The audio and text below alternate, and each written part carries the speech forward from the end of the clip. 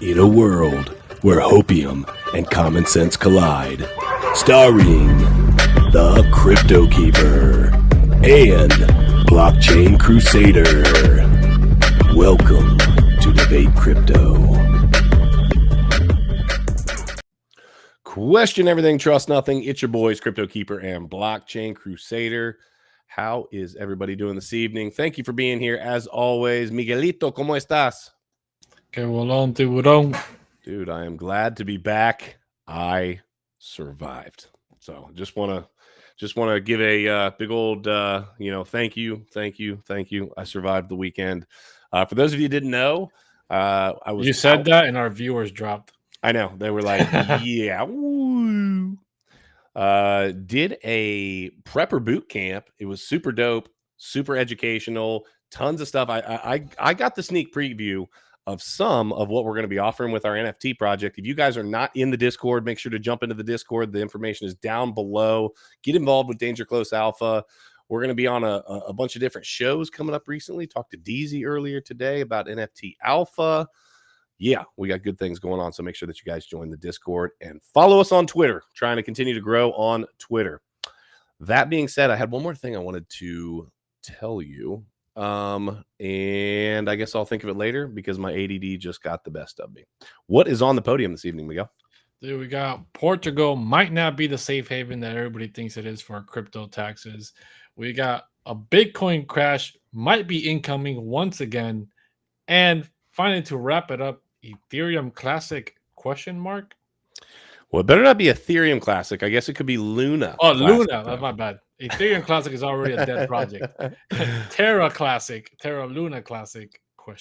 And I remembered what I was going to say. I was going to say, if you're looking for some TA before the stream, 5:45 to 7:30, check out your boy, Frankie Candles, Candle Mafia in the house. Make sure to support him over on BitBoy Crypto. So without further ado, let's get into it. Let's take a little peek at the markets, see what's going on. I think people have an idea. Actually, I don't want to start off with Terra. That's probably not exactly where we want to be. People know what that looked like. Actually, it's down even further. Good news. Let's see here. So we've got the market at $1.28 trillion. I remember when this was over $3 trillion. Do you remember that? Feels like a long time ago. It feels like a long time ago. Yeah, we're down 3.73%. Bitcoin down 3.67%. We're under 30. But I will say, with Bitcoin looming around 30, ETH looming around that $200 mark, BNB around that $300 mark, if you're noticing a trend, I am as well. And I talk about this a lot. We see a lot of these big whole numbers. I mean, shoot, even Tether looming right around $1. So Tether USDC, if you didn't know, now you know. And also, that has not always been the case if you've been paying any attention to stablecoins recently. But in all seriousness, a lot of these projects are hanging around these big numbers, these psychological numbers, and I do think that they're important. So pay attention to that. I'm hoping we're at a local bottom. Real quick, before we dive into the rest of the article or the articles, Miguel, do you, just kind of as a one-off, do you think that we are approaching or at a local bottom? Or you still think we got some more pain coming? I think it's very possible that we might go a little bit lower. We came here to this price level last time around May, around this same time last year. And, we had that summer lullaby and things were just kind of sideways and down for the majority of the part. We ranged between 30 and 40. Yeah. But this time we went all the way down to 25, which was much lower than last time. Even though it was for a short period of time, I think we could go a little bit lower, maybe even back to 25 one more time. It's very possible, man. It's just things are so. It's not even that they're bearish. It's just the sentiment's really bad. Mm-hmm. No matter what good news comes out, the price does not seem to be moving, and we've been experiencing this for months now. Yeah, months. No matter what the news is and how good it is, the price just doesn't go up. The price keeps coming down and down. And I think this Terra Luna situation, this fiasco, has definitely put a big damper on the market, and it's going to last a little while. Yeah, I agree with you. I think we'll see how this shakes out here before too terribly long, but we could be in for a boring ride. I actually believe, and I've been talking about this for a while, that we still have at least one big just move downward, and I think it's going to be fast, but I think that we're still going to see one. That's just me personally, because I believe in the macro factors of the market just looking really not strong, and I do not trust what our government has going on. So we shall see. I do want to throw out there, this is good news, or should be good news. Apparently, according to Crypto Billy, first of all, Crypto Billy, good seeing you on ATB as well, brother. Or good, I'm glad you saw me. Frankie running long, FYI. So, you know, when you see this, just want to throw this out there. When you see these traders running long, running short, when I first got into the markets, I would see that. And my thought process, so I want to say this for especially the newer people in the markets, my thought process would say, oh, well, they think we're headed back up. Well, maybe, but more likely is that they have a time frame in which, or a target in which they're looking for. I used to think when I first got in, and even farther than that, oh, they just think that it's going back up. It's headed back in that direction. Well, they might even think that for a day. You don't know if they're, you know, for a day, for a certain range. You know, CEO does all this range trading. I think he was referring to him running long on the show. Not actually long. Crypto Billy. I don't know what to say. Apparently, he's not long. He is short on the market. No, I appreciate it, dude. Is that really what you think he was talking about? Yeah. I think so. Whatever. I thought he was saying, hey, that's how I read it. That he's long. You might be right though. So let's dive into some tax stuff. Let's take a peek at Portugal. We've talked about this in the past. What's this? Oh, I thought you were showing something. We've talked about this in the past. How could you move somewhere to try to offset some of these taxes? And for a while, Portugal was that place, or one of the places. Let's take a look at this. Portugal's status as a crypto tax haven appears to be ending. On Friday, the nation's Minister of Finance announced that crypto soon will be subject to a 28% capital gains tax. Let's all do it together. Wow, wow. Portugal's days as a crypto tax haven may be numbered. Minister of Finance Fernando Medina announced on Friday before a full meeting of Portugal's parliament that crypto assets in the country soon will be subject to capital gains taxes, per Portuguese news outlet ECO. The statement constitutes a definitive shift in Portugal's attitude towards crypto. Since 2018, the country has treated cryptocurrency trading as the exchange holy mackerel, where did that just go? Since 2018, the country has treated cryptocurrency trading as the exchange of money, not of investments, therefore excusing crypto from any capital gains tax, currently at 28%. Due to an effective tax rate of 0%, Portugal has earned a reputation as one of the most attractive crypto tax havens in the world. In part because of this, Lisbon, the capital, has become a global crypto hub. Portuguese officials on Friday did not frame this marked shift in the country's attitude towards crypto as a departure from any once business-friendly attitude. Instead, lawmakers claim Portugal always intended to regulate crypto and have been watching carefully how other countries have adapted their regulations to gain information on Portugal's own policy decisions. Miguel, thoughts? Besides the mute. My thoughts are, I was taking a deep breath before I answered the question. My thoughts are, I'm not surprised. There's a lot of places that are very crypto friendly right now, right? And people run there, but it comes to a point where these governments know that there's a lot of money to be made, and taxes is the way to go. And, you know, there's a lot of money being made in crypto with zero taxes in some places, which is awesome in our case. But as a government, they're not going to let that slide. You know, there's only so much they'll take. I really do hope that there's other places with friendlier taxes, right? I understand everybody's got to make money, right? Everybody's got to pay, get their hands greased somehow. So I just hope that they don't abuse it in some other places that are actually really beneficial right now, and they keep it low, because that does incentivize people to be there, move more crypto around, just bring more people to the country in general versus these, we're seeing what comes out with the United States, with China. They're flip-flopping back and forth all this time, and that's never good for business, especially when they're talking about taxes here in the United States and trying to tax people even more every single time. I'm kind of at a loss here on which way I feel like. Here's what I don't like. I don't like the massive percentages that they put on these capital gains taxes. They're large. Think about if every week before you got paid, right? And I think this is going to have a negative effect. I'm going to talk about that in just a second. I think that if every week you went home and before you took your paycheck, right? We just said, "Oh yeah, by the way, if you're going to actually capitalize on your paycheck and cash it in, we're going to take 28% more of it," right? I understand we pay regular taxes, income tax, whatever, but essentially what's happening here is we're taking taxed money, we're taking our money that's already been taxed, and we're buying crypto assets. Okay, so that's what's happening. So we bring our paycheck home, theoretically, and then we buy crypto, and then we make some money on that, and then, oh, by the way, you owe us 28% more.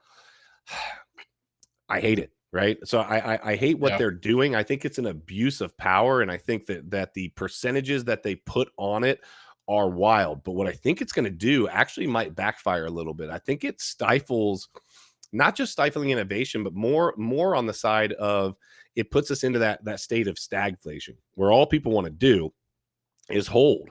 And if you're in the United States, you're in Portugal, and most of these first world countries at this point, what do they want you to do? They want you to spend.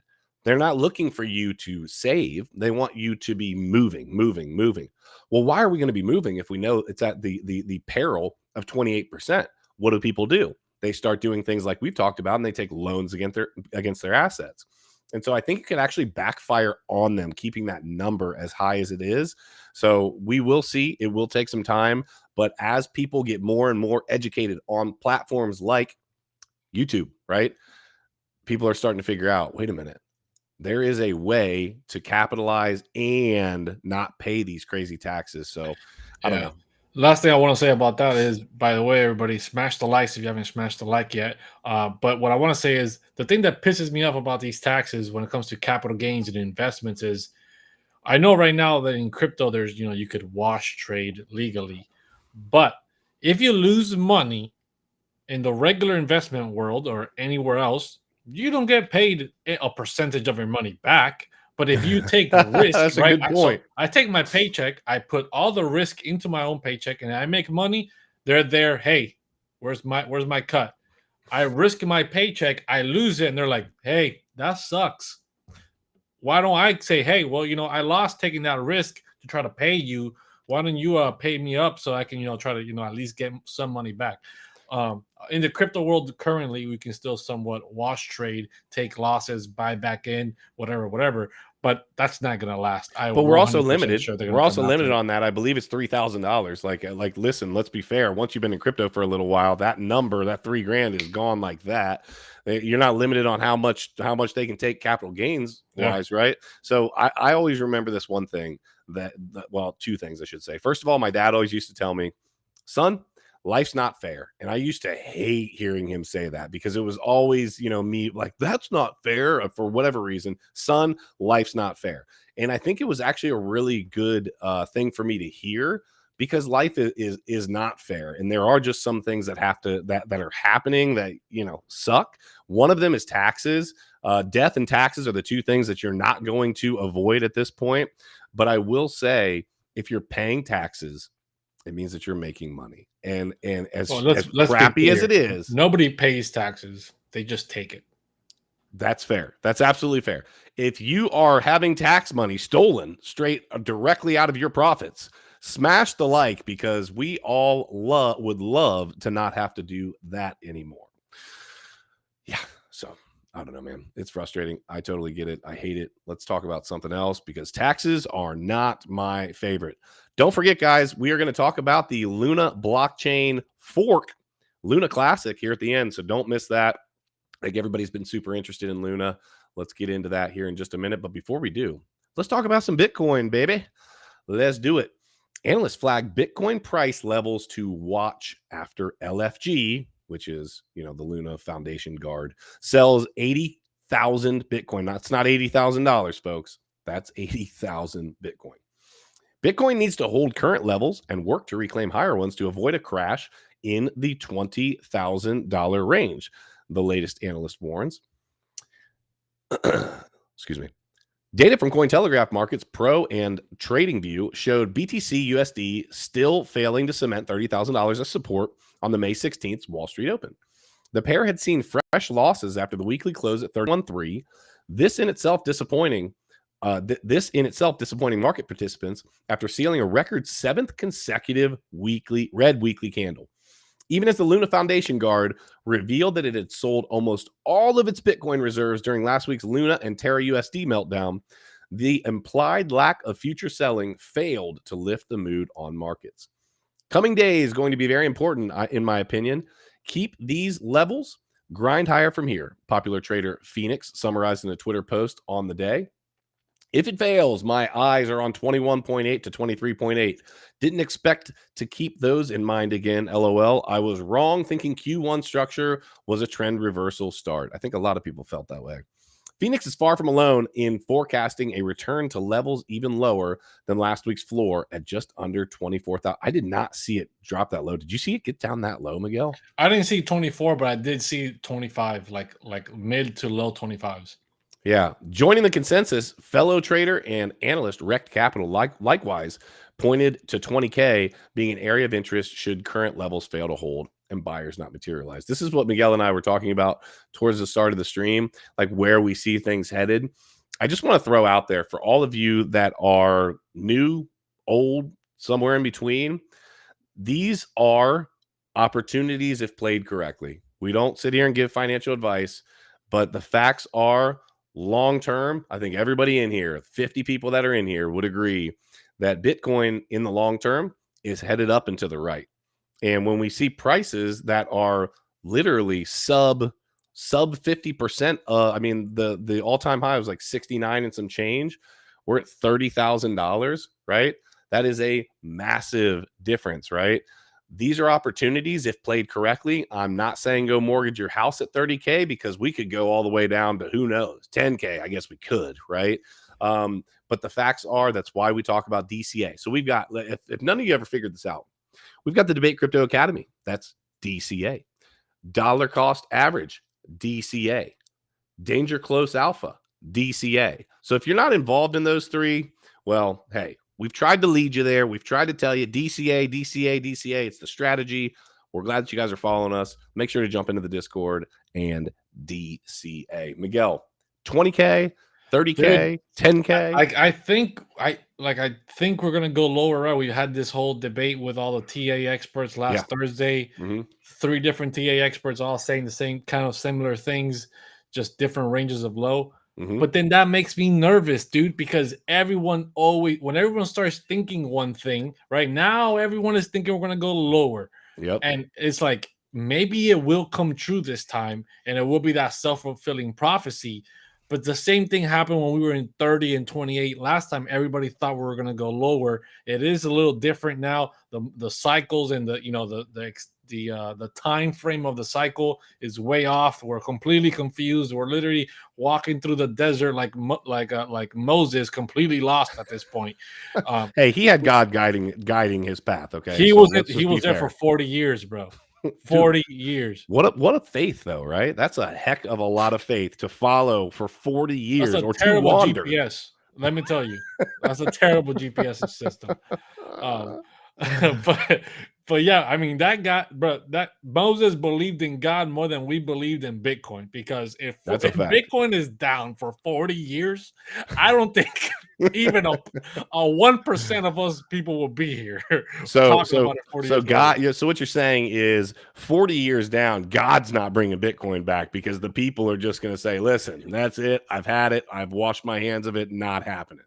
100%. We get mad when it's been 40 hours of Bitcoin being down, let alone 40 days, let alone 40 years. Yeah, I totally agree with you, dude. I think I think people need to know, though, that bear markets, if we are calling this a bear market, whether you are, whether you aren't, one of the things that you need to understand is that bear markets are 2 things, and one of them is boring, okay?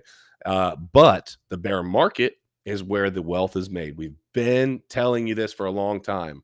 When everyone else is scared, when everyone else is running away, if you run towards the crypto markets and you continue to be strategic about how and what you are buying, guess what you're doing? You're accumulating for that next run, for that next cycle. And that is where we have made gains over the long haul. So just keep that in mind. I want to say a quick thank you.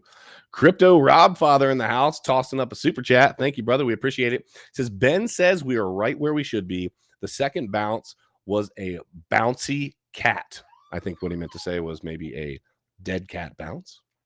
I don't know. I'm just going to guess that that's the bouncy cat. Let's say goodnight to the sponsor of the stream this evening. Yeah, what he's referring there with Ben is basically Ben was talking about how in the cycle's length at the 182nd day of the cycle, we were technically 22% above from where we were last time 182 days after. So this time around, we've dropped right now at the 182nd day, and we've dropped exactly down to that, to lose that 20% advantage that we had, down to where the cycle or Bitcoin's price should technically be according to the 182nd day. I mean, it is crazy that these numbers like continue to reappear and these patterns continue to happen over time. Yeah, I totally agree. The timing has been off, but who can actually call the bottom? Who can actually call the top? If we were actually able to call tops and bottoms, I got to tell you, we would have more than 6,300 people following us right now, Miguel. Subscribe to the channel. We'd have like 63 million people following us at least, because we'd be making everybody just stupid rich. I want to say also, Crypto Billy, love this comment in the super chat. Thank you for the super chat. Meet Moses at the Danger Close Alpha Discord. Well, Moses may or may not be in there, but you can definitely get some good info so that you don't have to wander around like Moses. But yeah, following God is always a good thing. That's always on the menu. So let's dive into Terra. We've been hearing a lot about this, and now we've got old Do Kwon over here thinking that he is going to come up with a fork on Luna's blockchain. I would love to hear what you think about this, Miguel. Check this out. Do Kwon wants to fork Luna's blockchain to make it Terra Classic. I think that's forked up. You know what I'm saying? Under a plan proposed by Do Kwon, the current chain would be renamed Terra Classic. The new chain would ditch the UST stablecoin. UST and Luna collapsed last week, as many of you know. Terra users will soon vote on whether to fork the blockchain. Terra Network co-creator Do Kwon is trying to revive the fallen blockchain after its UST stablecoin depegged from the dollar, and the Luna governance token went from nearly $100 to fractions of a penny in a week. His most recent proposal, after Terra users debated his previous plan to redistribute tokens and abandon UST stablecoin, is to split the blockchain into two in a similar manner to Ethereum's fork from Ethereum Classic. The proposal, made today entitled Terra Ecosystem Revival Plan 2, allows blockchain purists to keep the current collapsed blockchain, which will henceforth be called Terra Classic. The token will be Luna Classic. The new chain will airdrop 1 billion with a B Luna tokens between developers, UST holders, and those who held or staked Luna or its derivative projects before the price of the stablecoin depegged. The redistribution that's actually really important. A lot of people don't understand that. They think that they're going to buy up a bunch of Luna now, and when they redistribute the new Luna, they're going to receive a bunch. You're not. No. Only if you did it before the depeg. Yeah, and we'll dive into this here in just a second, but as an aside, you need to understand this is fractions of pennies on whatever it was that you had before. I just want to make that really clear. The redistribution will include vesting schedules and token lockups for most of the Luna, ostensibly to avoid a steep price decline as Terra determines how to move forward without UST at its center. Kwon's latest proposal shares elements of the first plan proposed on Friday, May 13th. Most notably, there's no UST stablecoin. Said Kwon, Terra is more than UST. So I'm not going to read this whole article, but what I do understand, Miguel, on this that I think is of notable concern for anyone that got hurt by this. And I do want to say, for anyone in the chat, anyone that's watching that was hurt by this, I genuinely feel for you. We have all had incidences where we've lost money. I will tell you, I have had a rug happen before not on a large scale, not on a project that I felt was something of this caliber. And so I will just say this is not a project that I was involved in, but it very easily could have been. I can't tell you the number of times that Miguel and I had the conversation. Hey, bro, we should take these funds and put them in UST and stake them over on Anchor Protocol. Miguel, how many times had that conversation? Hundreds of times. I mean, dude, look, we were never involved in Luna, but dude, it was a top 10 project. Mm-hmm. How do you think that a top 10 project would something like this would happen, right? And it just goes to show you that anything can happen. Always take your profits, make your moon bags. Do not leverage your entire life savings just because something's been working for the past 8 months, past year, past whatever. Anything can happen. And, at the end of the day, I still believe that this was an attack. It was coordinated to make people even more afraid of DeFi, to make developers well aware that, hey, if you're going to start creating stable coins off your project, we're going to come for you and we're going to destroy your project. We're going to make you look bad. And I mean, dude, Kwon could possibly even face some like legal actions against him for what's happened with the whole stable coin depegging and how much money people have lost. So it's serious. It's definitely not a joke. It's not a meme coin. It's some serious stuff that's happening. So we talked about that on Around the Blockchain earlier this evening. Like, could he face? And that was a question that he asked me. The legal ramifications, I think, will be interesting whether they go after it or not, just from a standpoint that we are still kind of in the Wild West. I do want to point out a funny comment here by our boy Sean. Sean says, Do Kwon, more like Do Khan. I like it, dude. That's funny. I wonder, are they going to spend the time? What I think is more interesting, whether they're or not they go after him or not. He is bold enough and confident enough that immediately he's talking about forking and heading in another direction. He's either absolutely confident in what he's doing, or he's confident that you don't know what you're doing and you're trying to get involved in something that you think is going to go. What? Or he just got a warning shot, right? Like, hey, look what we just did to you. Right. Let's so play ball here and get rid of this UST and this 20% you're giving people. Don't we'll make give us you another look opportunity, is what bad. you're saying. Don't make us look bad because we know where you live. Yeah, the whole thing is scary. Again, I do feel for everybody in here, but what I was getting at right at the start of this run-on paragraph that just happened there is that the airdrop that they're doing, the amount of tokens that they're giving, is fractions of pennies. I don't remember the calculation. Somebody did the calculation. I think it was a Twitter post that I saw, and it was something to the effect of, if you had $1 million, I think that it was going to give you it was $1,000, right? So I think it literally is like 0.01% of your bags that you're going to be getting airdropped back to you, because my understanding was the redistribution was going to be based off of what you had prior. And it's almost feels like, hey, let us like rub everyone's back, but we need to rub around the knife wound that's stuck in the back, right? Because I don't know, man. It feels like they're not giving them anything back. And if they didn't benefit from this, I would be very surprised. I genuinely believe that they made a freaking killing off of what happened. It's unfortunate. It's part of what you have to be careful of at all times. And it is why we talk about taking profits. And it is why, unfortunately with this one, we tell you to be in top tier projects. Who saw this coming? A few people said for a long time that this was a Ponzi, that the UST on Anchor had to be a Ponzi because 20%, in fairness, was not going to be able to keep up without always having new liquidity rolling in. So there was people pointing to that. But actually depegging the stable coin, Miguel, they asked me this on Around the Blockchain. I wanted your opinion. I thought of you when they asked me this, or when they asked this in general. Do you believe that it's the death of the algorithmic stable coins? For those of you that don't know, real quick before you answer this, for those of you that don't know, algorithmic stable coins don't actually have a physical backing. To make it really simple, they are adding and taking away from the supply to peg to that stable price. So as the price moves, they're adding and taking away from the supply. That's a very simplified way to explain it. But I'm just telling you, there's not an actual reserve sitting in, like some of the USDT. So my question for you, Miguel, is this the death of the algorithmic stablecoins, or was this again something different?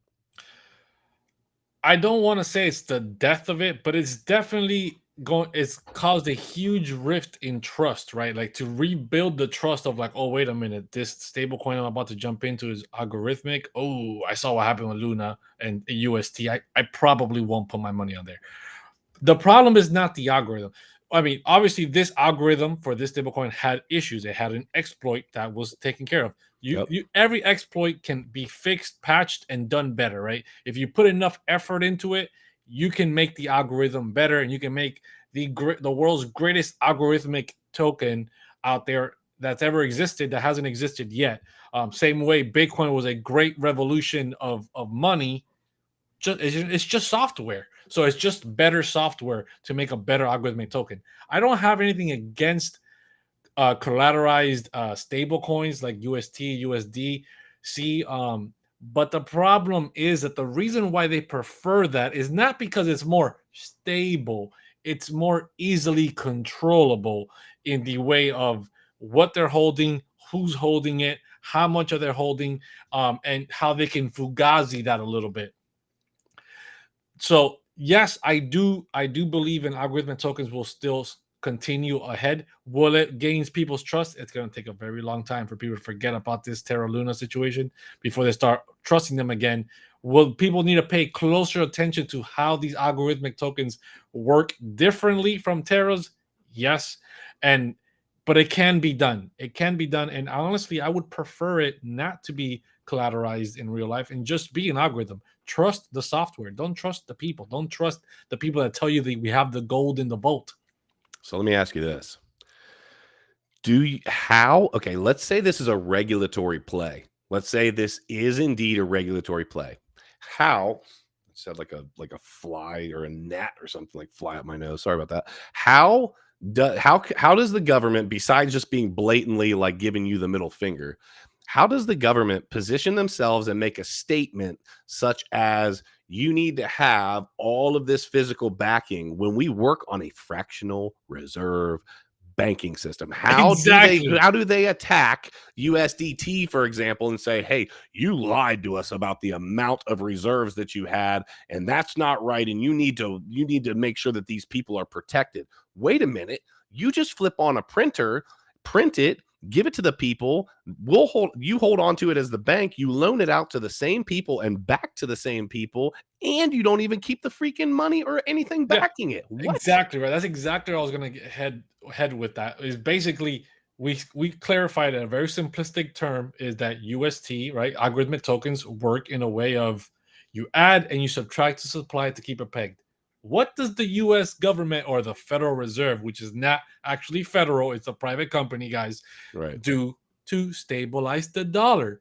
They print a lot, aka they add to supply, and then they subtract and they take away to make the price get stronger, back and forth. So they're doing the same thing. It's just a manual process. It's interest rates and printing. Interest rates and printing. Interest rates and printing, right? So they're literally doing the same process as an algorithm, but they're doing it in a manual, physical way.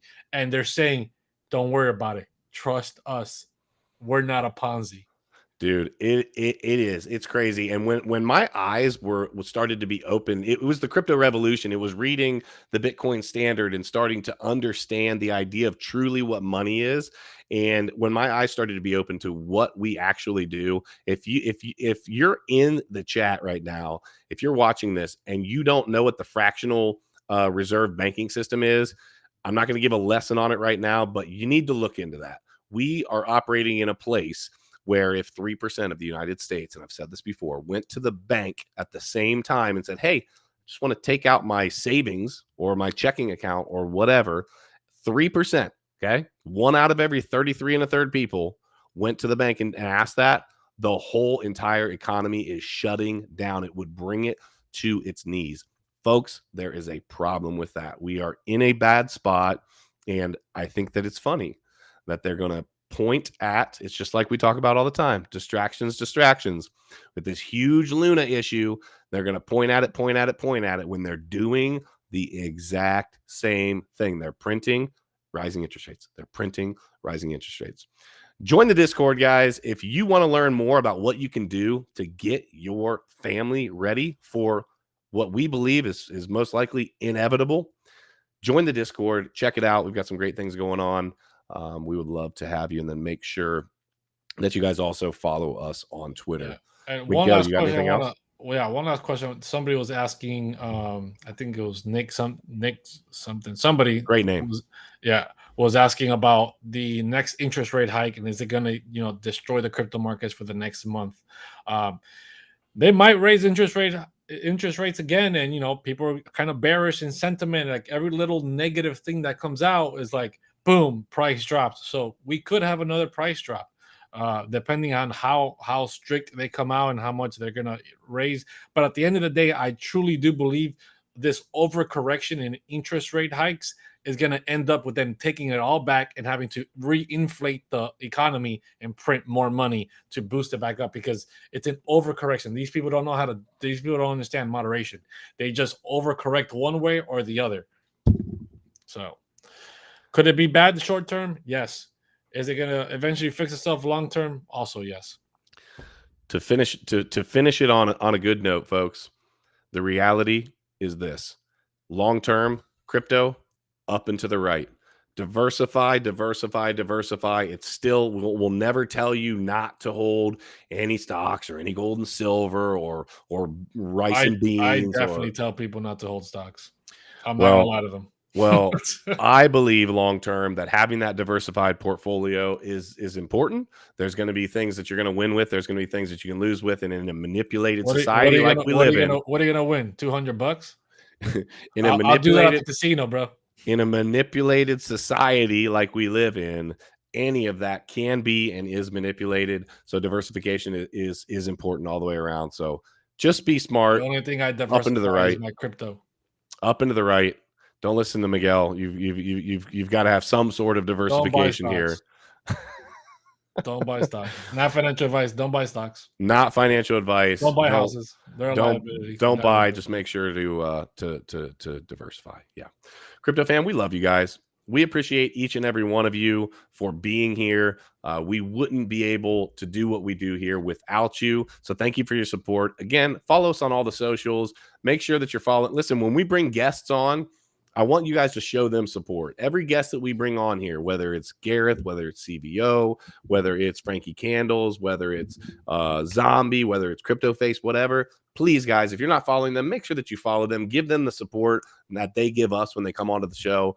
We appreciate them. We appreciate you. We love you guys if no one's told you that before today. So just remember to question everything. Trust nothing. And until next time, hodl. Like it's hot. We'll see you soon. Don't buy stocks.